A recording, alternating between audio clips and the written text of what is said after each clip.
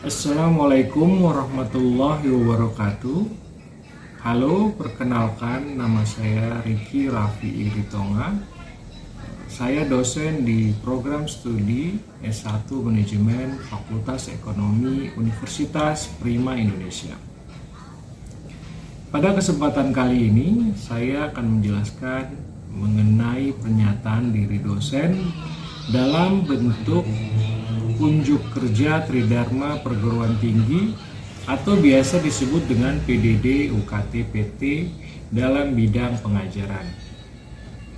Salah satu mata kuliah yang saya ampu yaitu mata kuliah Komunikasi Bisnis, di mana mata kuliah ini terdapat pada semester ganjil dengan bobot 3 SKS. Capaian pembelajaran yang diharapkan pada mata kuliah komunikasi bisnis yaitu setelah mengikuti mata kuliah komunikasi bisnis diharapkan mahasiswa program studi S1 Manajemen Fakultas Ekonomi Universitas Prima Indonesia mampu menguasai prinsip dan teknik komunikasi efektif dalam menjalankan peran sebagai karyawan atau manajer profesional. Kemudian juga mampu membuat surat lamaran kerja, persiapan wawancara kerja, dan penggunaan komunikasi secara efektif. Serta mampu berkomunikasi secara efektif, baik secara lisan dan tertulis, dengan menggunakan berbagai saluran komunikasi yang ada. Sebelum memulai perkuliahan, saya menyiapkan bahan ajar berupa slide presentasi untuk setiap pertemuan dan di share screen saat melakukan Zoom meeting. Kemudian materi tersebut saya upload di Spada, di mana itu merupakan salah satu platform model yang digunakan di Universitas Prima Indonesia agar bisa dibaca kembali oleh mahasiswa. Kemudian untuk pemberian tugas dan kuis juga saya sudah upload dalam Spada tersebut.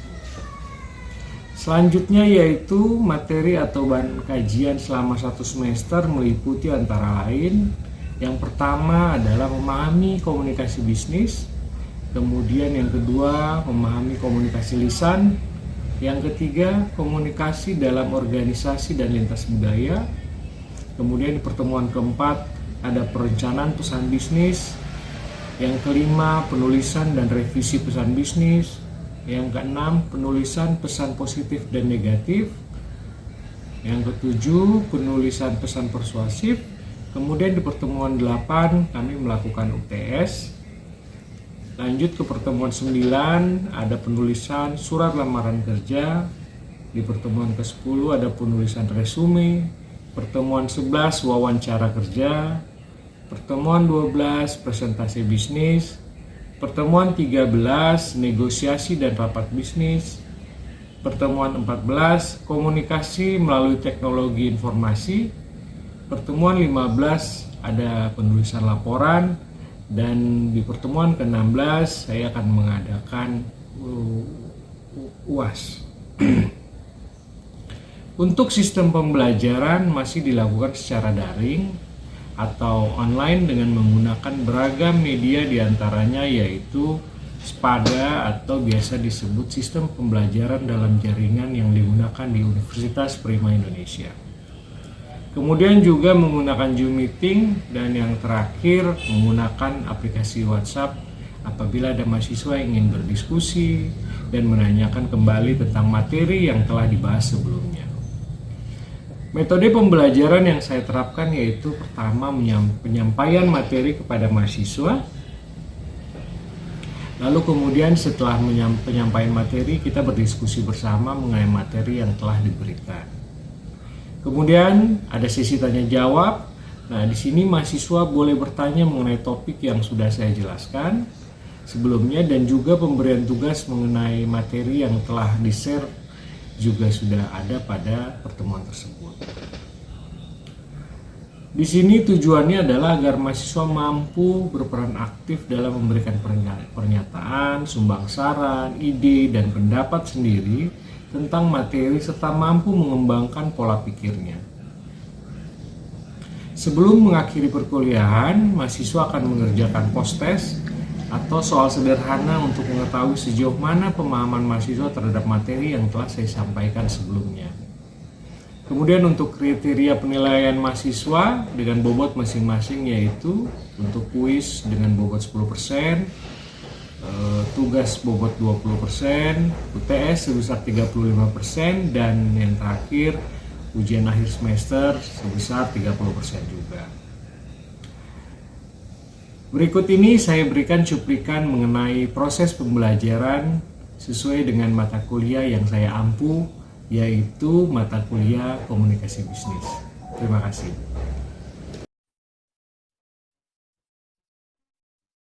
Oke, selamat sore semuanya, adik-adik sekalian. Syukur kita bisa ketemu lagi pada pertemuan hari ini dalam mata kuliah komunikasi bisnis.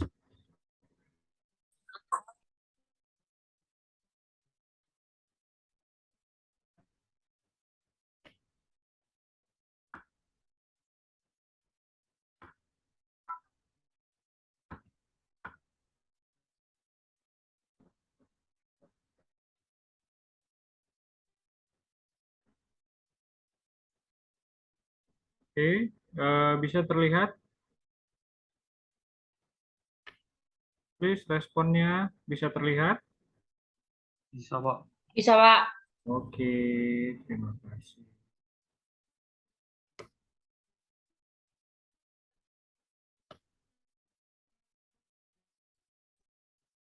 Oke, kita pada hari ini kita coba membahas salah satu topik dari komunikasi bisnis yang berjudul komunikasi lisan. Saya ingatkan sekali lagi, tolong kameranya diaktifkan. Bagi yang berhalangan, coba silakan chat. Misalnya ada yang di rumah sakit dan lain-lain, coba chat. Silakan chat ya. Oke, kita langsung masuk ke komunikasi lisan. Oke, komunikasi lisan itu merupakan saluran yang paling banyak digunakan dalam bisnis, khususnya komunikasi bisnis ya. Mata kuliah kita kebetulan komunikasi bisnis. Antara lain tuh percakapan tatap muka, di dalamnya ada wawancara, pidato, rapat, presentasi ya. Itu semua dalam bisnis itu sering digunakan. Kemudian via telepon, radio, televisi ya. Kemudian pita audio, teleconference, dan video conference.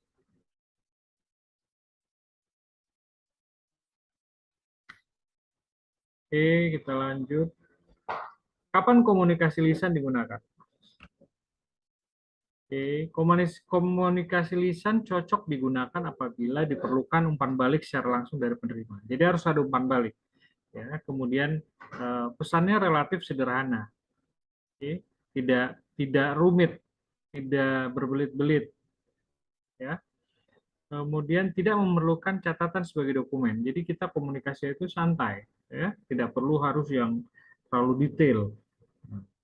Jadi lebih seperti komunikasi sehari-hari.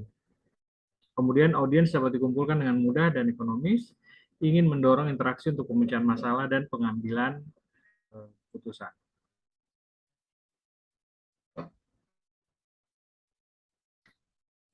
Kita lanjut. Apa keunggulan komunikasi lisan? Yang pertama keunggulannya adalah pesan langsung diterima oleh komunikasi dan dikomunikasikan dengan lebih cepat. Jadi dibanding komunikasi-komunikasi yang lain tuh dia tetap langsung, dia lebih cepat komunikasinya ya, lebih lebih ibaratnya itu lebih langsung ke tujuannya. Oke. Kemudian ditunjang oleh mimik wajah dan gerak tubuh akan memperkuat pesan yang disampaikan sehingga efektivitasnya lebih tinggi, lebih efektif ya, karena kita berjumpa langsung, berhubungan secara langsung ya. Kemudian umpan balik dapat langsung dilihat dan dirasakan. Jadi kita beda kalau kita mungkin lebih by phone, kadang-kadang tuh dibanding ketemu langsung tuh lebih dapat dia. Ya, chemistry-nya pun lebih dapat, komunikasinya lebih dapat, dan kita langsung tahu apa timbal balik dari orang yang kita ajak komunikasi. Apa kelemahannya? Yang pertama adalah hambatan teknis yang menghalangi secara teknis sampainya pesan seperti suara gaduh, mic mati, kurang pendengarannya. Seperti misalnya kalau kayak telepon tulisan, kita memang menyampaikan lewat telepon. Nah, hal-hal yang bisa menjadi kelemahan adalah mungkin ya seperti itu tadi, eh, jaringan dan lain-lain. Kemudian juga jika tidak diberi perhatian maka kemungkinan besar poin penting akan hilang. Kalau kita apa namanya lengah ya, bisa jadi kalau kita nggak fokus, kita tidak persiapkan apa yang mau kita bahas, bisa saja hal-hal yang menjadi poin pentingnya itu bisa tidak tersampaikan. Nah itu harus diperhatikan. Wandi, tolong apa namanya kameranya silakan dihidupkan. Kemudian audiens sering menilai isi pembicaraan berdasarkan penampilan fisik tanpa mendengar dulu apa yang disampaikan. Nah, itu kelemahannya ya. Oke, kita lanjut. Berbicara dan mendengarkan. Secara garis besar, komunikasi lisan terdiri dari dua aspek, yaitu berbicara dan menyimak. Ada yang berbicara, ada yang juga yang menyimak. Jadi kalau dua-dua berbicara tidak tidak sampai, ya. Kemudian berbicara, yaitu menyampaikan informasi yang dilakukan secara lisan melalui pengungkapan kata-kata. Ya, kita sampaikan dengan kata-kata. Kemudian mendengarkan atau menyimak, yaitu menerima pesan secara aktif melalui suara dengan menggunakan indera dan juga pikiran. Kemudian berbicara dan menyimak dapat terjadi dalam komunikasi lisan antar pribadi hanya melibatkan dua orang atau komunikasi lisan dalam kelompok. Jadi bisa berdua, bisa beramai-ramai. Itu masih dianggap komunikasi lisan.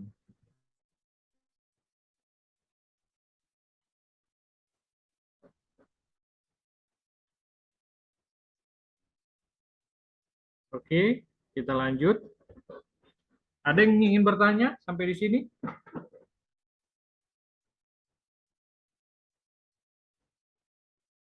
Ada kira-kira yang ingin bertanya, adik-adik sekalian? Kalau ada bilang ada, kalau tidak tolong dijawab tidak ya biar ada interaksinya.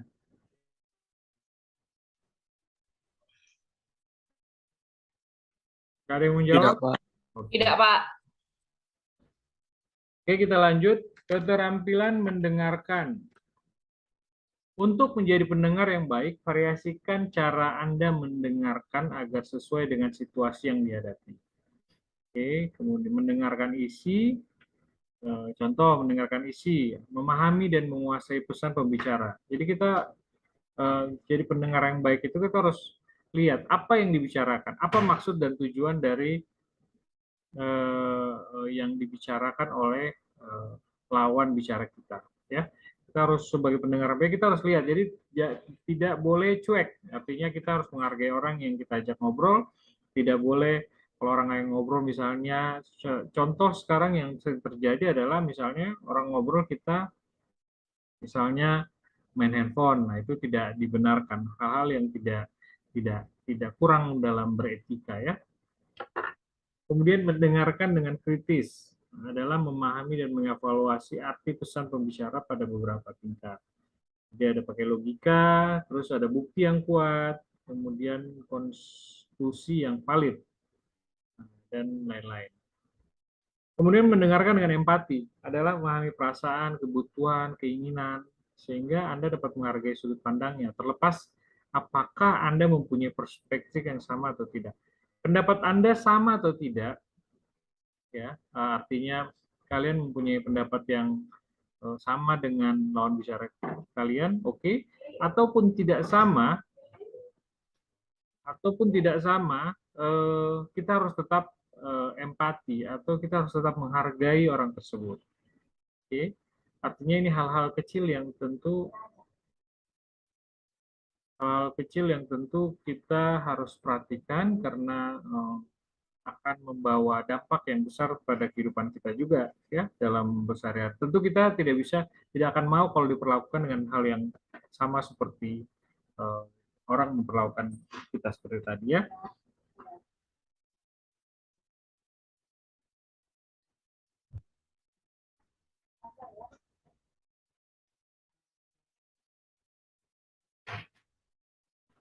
Oke, ini proses mendengarkan ya. Menurut ahli, ya ada beberapa ahli, Booth dan Tills, ada 5 langkah untuk mendengarkan. Tentu untuk kita sebagai pendengar ya. Yang pertama adalah menerima, yaitu menerima suara melalui indera pendengaran. Tentu kalau mendengar sudah pasti melalui telinga ya, indera pendengaran.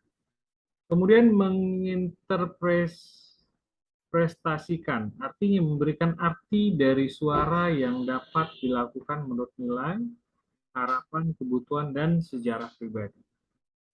Kemudian yang ketiga, kita mengingat, menyimpan dalam memori, yaitu buku catatan sementara dalam otak. Jadi eh, kita berusaha untuk apa namanya, artinya tidak perlu harus langsung mencatat, tapi setidaknya kita harus menggunakan pikiran kita untuk mencerna, memahami apa yang dimaksud oleh orang tersebut.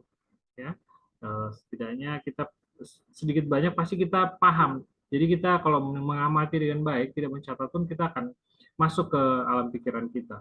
Apa yang dimaksud dengan orang tersebut. Kemudian setelah itu kita mengevaluasi apa ini maksud dan tujuannya seperti itu ya, dan merespon. Setelah itu kita merespon, kita kasih tanggapan apa, setujukah atau kurang setujukah, atau mengkritik atau kasih masukan, tentu dengan etika yang baik ya. Oke.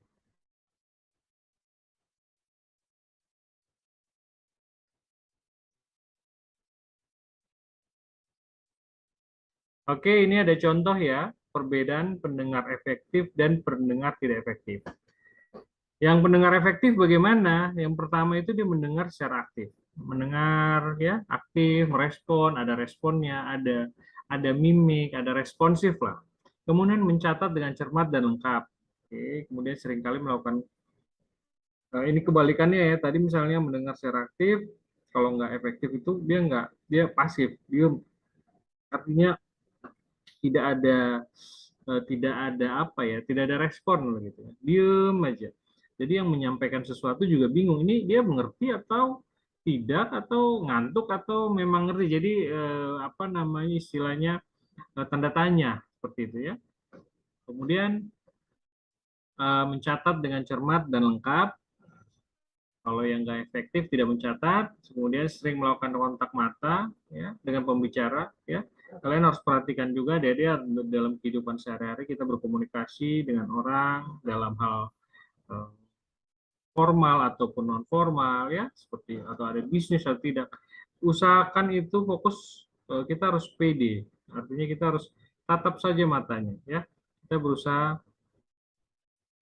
apa, tidak full suruh dari awal sampai akhir melihat mata, tapi tetap usahakan kita ada kontak mata, karena disitulah tanda seseorang itu mempunyai tingkat percaya diri, atau dia menguasai materi, atau dia memang tidak mengerti dengan apa yang dibicarakan ya. Jadi tatapan mata sesering mungkin untuk menunjukkan bahwa kita menghargai, kita paham dengan apa yang disampaikan oleh lawan bicara kita. Ya. Kemudian kebalikannya kalau nggak efektif, tidak melakukan kontak mata, kemudian fokus pada pembicara. Jadi kita harus fokus pada pembicaraan kita, kemudian kalau nggak efektif itu membiarkan pikirannya kemana-mana. Sehingga apa efeknya? Kalau pikiran kita kemana-mana, kita tidak fokus dengan apa yang kita bicarakan atau disampaikan oleh oleh yang lawan bicara kita tidak bisa mencerna. Ya, kita tidak bisa mencerna, dan kita pada umumnya kita akan lupa apa itu yang disampaikan atau dijelaskan sama orang yang kita jadikan lawan bicara.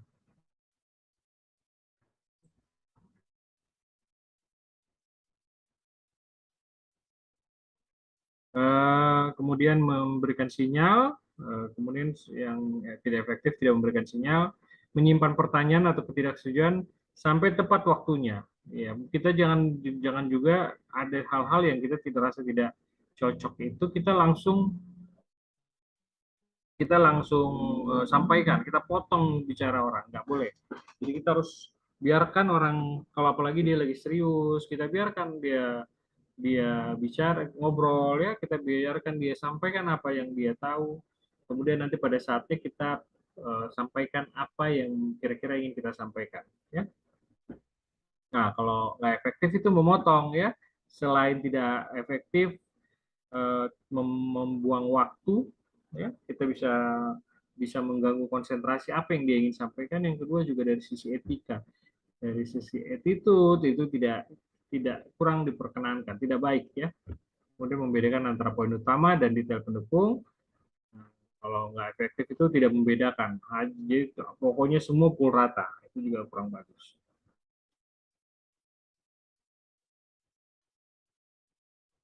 Oke, kita lanjut. Oke, presentasi bisnis. Menurut Priyatna dan Ardianto, presentasi presentasi adalah menjual gagasan. Oke, kita punya sama kalian kalau ada presentasi nanti di kelas. Presentasi itu apa? Kalian menjelaskan apa gagasan kalian. Ya, kalian sampaikan apa yang ada di pikiran kalian. Sehingga dosen bisa menerima dan bisa menilai. Ya. Kemudian komunikasi praktis yang bersifat informatif dan persuasif. Jadi harus ada informasinya. Kalau presentasi tanpa informasi yang jelas ya sama aja itu kayak ngobrol biasa. Ya, jadi harus informatif ya. Makanya orang dikasih waktu untuk presentasi. Ada orang mau kerja sama bisnis, dia minta waktu untuk presentasi. Kalau di situ nggak ada informasi yang jelas ya itu bukan presentasi namanya. Dengan menguraikan informasi secara jelas disertai dengan suatu ajakan agar pesan itu diterima halayak ramai ya.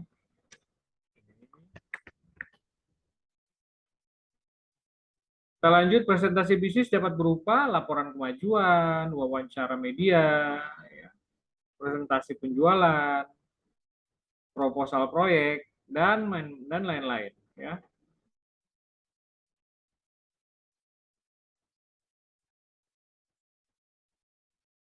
Ada yang ingin bertanya sampai sekarang? Sampai di slide ke-8? Tidak, Pak.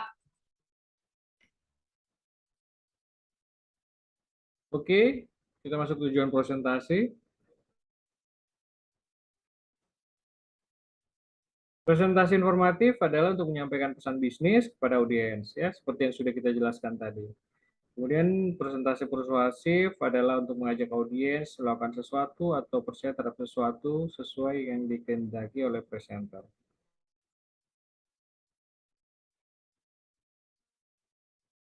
Kemudian menghibur pendengar adalah melakukan pembicaraan yang sifatnya menghibur tetapi relevan dan profesional sehingga audiens dapat menikmati acara tersebut. Kemudian memperkenalkan diri. Presentasi ini bisa digunakan ketika melakukan wawancara seperti seseorang yang melamar pekerjaan, kemudian memperkenalkan dirinya. Ya, ini tujuan beberapa tentang tujuan dari presentasi. Nanti sambil dipersiapkan ya satu pertanyaan, mungkin Esther atau teman-teman yang lain harus ada satu pertanyaan minimal ya. Nanti kita ya yang seperti sehari-hari saja boleh. Jadi artinya harusnya banyak pertanyaan yang ada di sini ya. Kalau nggak ada yang bertanya agak aneh juga. Oke, kita lanjut. Persiapan presentasi. Menurut Purwanto, persiapan dalam presentasi bisnis meliputi penguasaan topik atau materi yang akan dipresentasikan. Kita harus menguasai materi, ya. Kalau kita nggak menguasai materi, pada saat nanti audiens bertanya, biasanya akan terjadi masalah, ya. Biasanya kita tidak menguasai materinya, minimal kita harus baca, ya. Kita harus persiapkan apa kira-kira yang akan nanti ditanya kita bisa jawab. Kemudian penguasaan dan pemanfaatan berbagai alat bantu presentasi, misalnya fokus dan lain-lain. Jangan sampai pada saat kita baru mau hari itu kita mau presentasi, kita bingung cara hidupinnya bagaimana, miring-miring posisi layarnya. Nah, itu kita harus persiapkan ya. H-1 kita harus sudah coba-coba ya, sehingga kita tidak membuang waktu yang lama untuk audiens yang sedang menonton atau ingin menyaksikan dari presentasi kita. Menganalisis audiens yang akan menjadi melihat dan mendengarkan presentasi, kemudian menganalisis lingkungan, lokasi atau tempat presentasi. Ya, yang ketiga itu kita harus analisa audiens kita ini kan tentu misalnya contoh kita mau menawarkan suatu produk ya. Kita menawarkan rumah misalnya, kita undang beberapa orang, nah, kemudian kita pasarkan rumah kita misalnya ya, dengan presentasi kita sampaikan di layar. Nah, tentu kita lihat undangan kita ini kelasnya apa misalnya, klasifikasinya apa, misalnya kah orang yang pejabat atau orang yang pegawai. Jadi kita bisa menyesuaikan bahasanya. Oh, kalau pejabat bahasanya tentu harus lebih formal misalnya. Kalau mungkin orang-orang yang ya karyawan masih muda, umur 30-an atau 35 ke bawah, kita bisa lebih santai misalnya ya. Jadi itu gunanya seperti itu. Daniel, mana mukanya? Kelvin, mana wajahnya? Background-nya?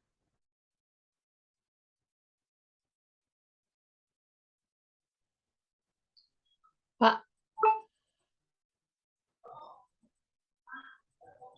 Ya.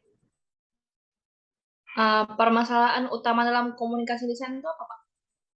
Bisa Apa aja? Permasalahan utama dalam komunikasi lisan apa aja? Yang pertama, oke, terima kasih pertanyaannya. Permasalahan yang utama biasanya tentu kita tidak menguasai menguasai materi. Kita tidak tahu apa yang mau kita bicarakan. Nah, itu permasalahan yang cukup cukup berbahaya, kompleks. Karena apalagi untuk misalnya terkait dengan bisnis ya, misalnya suatu marketing misalnya ingin menjumpai customer, ya, dia sudah mempersiapkan, dia orangnya dalam komunikasi baik, ya sopan, kemudian dia punya attitude yang oke, bagus, semua nggak ada masalah lah, untuk orang ini tidak masalah, makanya dia dipilih. Tapi pada saat dia ingin menawarkan produk baru, dia tidak tahu materinya apa, dia tidak tahu produk ini kelebihannya apa, kekurangan produk ini apa, apakah solusi yang bisa diberikan ke calon customer ini misalnya ya. Nah, itu membuat masalah yang cukup besar. Sehingga bisa tidak terjadi penjualan jadi di situ. Yang kita khawatir kan calon customer ini, bahkan sebenarnya calon customer yang apa namanya yang prospek ya. Sayang kalau kita perusahaan mengirimkan orang yang tidak tahu tentang apa namanya materi, tidak tahu tentang produk, sehingga jadi gagal ya. Apalagi sudah membuang waktu orang calon customer. Dia udah yakin, dia punya orang yang punya uang, orang yang memang membutuhkan produk, tapi kalau penjelasannya tidak maksimal sehingga cancel. Apakah dia mau lagi didatangin lagi untuk kedua kali? Belum tentu kan. Itu makanya kadang ada beberapa pepatah, kesempatan kadang nggak datang dua kali, walaupun sebenarnya harusnya ada. Tapi hal-hal seperti itu kan sudah membuang waktu orang ya. Jadi kita harus menguasai. Kemudian kalau attitude, kemudian cara berbicara, ya, tempat, kemudian fasilitas, semua pasti bisa kita kejar, kita bisa pelajari. Tapi pada saat kita bisa menyesuaikan lah ya. Tapi kalau materi atau penguasaan tentang suatu produk kita tidak tahu, wah itu sangat berbahaya. Gitu ya, adik-adik sekalian. Mungkin ini waktunya juga sudah 1 menit lagi, karena di Zoom kita ada waktunya ya. Nah, jangan lupa kalian absen.